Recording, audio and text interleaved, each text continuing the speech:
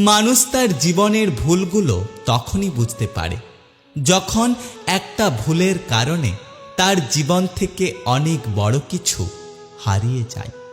একটা কথা কি জানো তো, জীবনে বেঁচে থাকার চেয়ে ভালো থাকাটা বেশি কঠিন।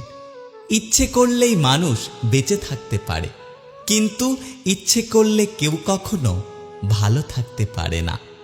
বয়সের সাথে সাথে আমি একটা কথা বুঝতে পারলাম, যতটা রাগ মাকে দেখাই ততটা রাগ অন্য কাউকে দেখালে কবেই তারা আমাকে ছেড়ে চলে যেত। শূন্যর নিচে শূন্য বসালে যোগফল শূন্য হবে। ঠিক তেমনি যে আপনার নয় তার জন্য পুরো পৃথিবীর সাথে যুদ্ধ করলেও সে কখনো আপনার হবে না।